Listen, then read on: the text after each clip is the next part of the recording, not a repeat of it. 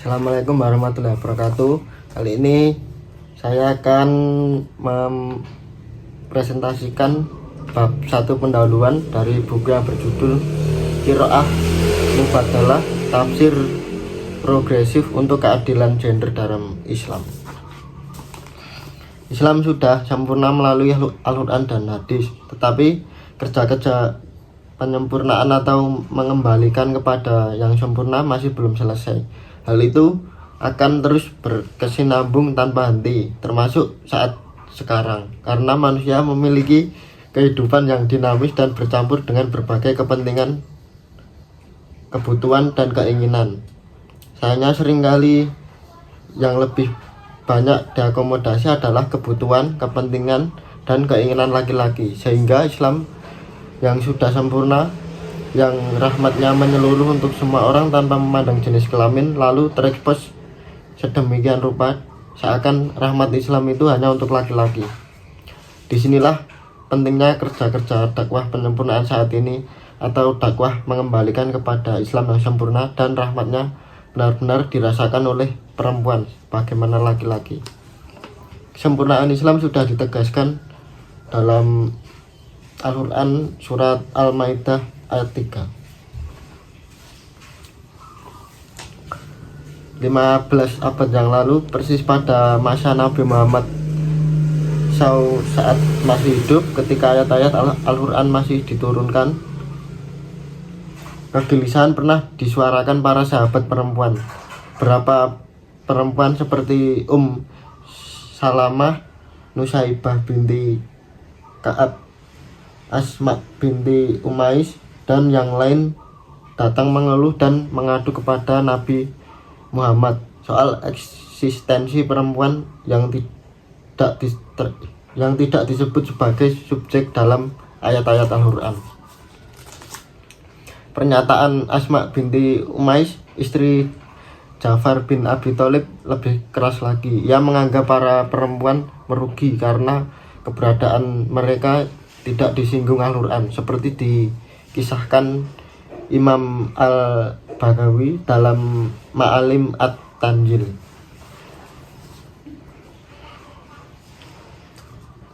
Kisah tersebut didokumentasikan dalam kitab-kitab tafsir mengenai latar belakang turunnya atau asbabun nuzul ayat-ayat yang apresiatif terhadap kerja perempuan, seperti surat Ali Imran, Al-Ahzab, Al-Anisa, An-Nahl, Al-Mu'min.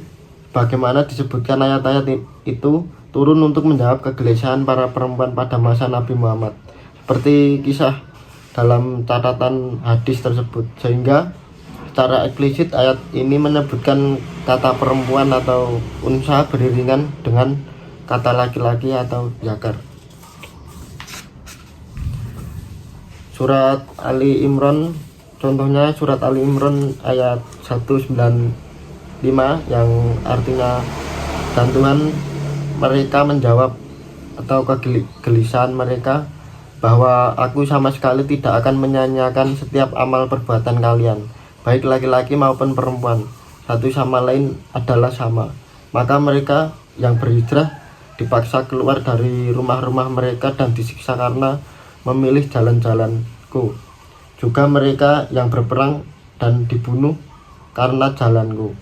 Akan aku hapuskan dosa-dosa mereka dan aku masukkan mereka ke surga yang penuh dengan sungai yang mengalir, sebagai balasan dari Allah. Dan Allah memiliki sebaik-baiknya balasan. Nah, pada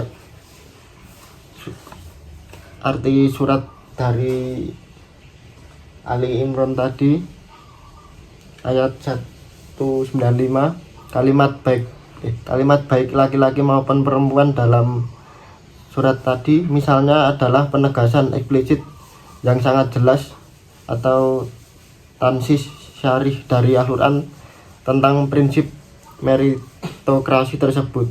Hal tersebut seperti dinyatakan oleh Imam Ar-Razi, ini menunjukkan bahwa keutamaan menurut agama diukur dengan amal perbuatan, bukan dengan atribut yang melekat pada pelakunya. Atribut seseorang sebagai laki-laki atau perempuan dari strata sosial rendah atau tinggi sama sekali tidak berpengaruh dalam hal ini. Dalam redaksi surat Ali Imran ayat 195 disebutkan bahwa keimanan, hijrah, dan jihad seseorang akan diapresiasi oleh Allah tanpa memandang laki-laki atau perempuan. Demikian ketegasan prinsip meritokrasi ini turun justru ketika nilai-nilai sosial yang ada saat itu masih ketara mendiskualifikasi kiprah perempuan. Dengan demikian, kegelisahan para perempuan pada masa Nabi Muhammad tentang perasaan mereka yang tersisih dari pusaran keagamaan telah dijawab Al-Quran. Sejumlah ayat turun menegaskan bahwa mereka adalah subjek yang setara dengan laki-laki. Nah, buku ini hadir untuk memberi landasan teologis dan sosial mengenai kegelisahan dan kegetiran tersebut, dan bagaimana menjawabnya secara konkret dari sisi teks-teks sumber Al-Quran dan hadis. Jawaban dan pembahasan yang menggunakan perspektif Islam dari sumber-sumber otoritatif Al-Quran dan hadis. Bagaimana jawaban Allah melalui Al-Quran yang mendengarkan, merasakan, dan menjawab kegelisahan para perempuan dan menjadikan mereka sebagai subjek yang setara dengan laki-laki. Buku ini mencoba melakukan hal yang serupa. Jika Allah melakukan dengan ayat-ayat Al-Quran dan Nabi Muhammad dengan sabda hadis-hadisnya, maka buku ini tentu saja dengan tafsir atas kedua rujukan ini. Karena sejak wahyu selesai turun dan Nabi Muhammad wafat, otomatis yang tersedia adalah kerja-kerja tafsir atas keduanya, yaitu upaya pemaknaan yang menempatkan perempuan dan laki-laki sebagai subjek yang disapa oleh teks Al-Quran dan hadis. Inilah pendekatan pemaknaan yang disebut qiraah mubadalah.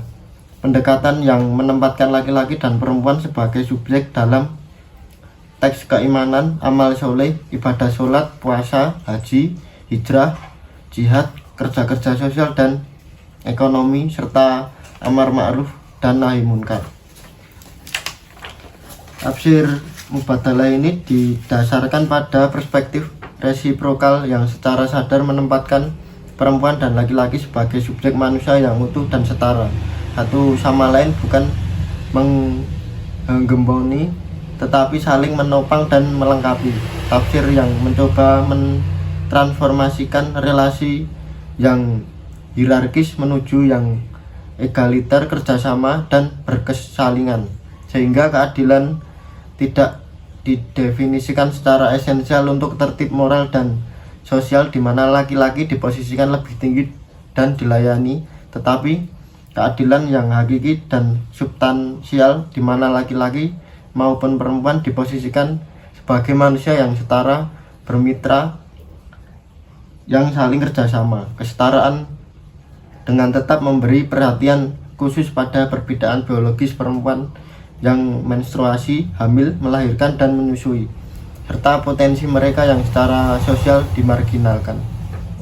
Dalam perspektif mubadalah, tafsir keagamaan maupun praktik keberagamaan tidak boleh dijadikan landasan dominasi salah satu jenis kelamin terhadap jenis kelamin yang lain, apalagi membiarkan tirani dan melestarikan hegemoni.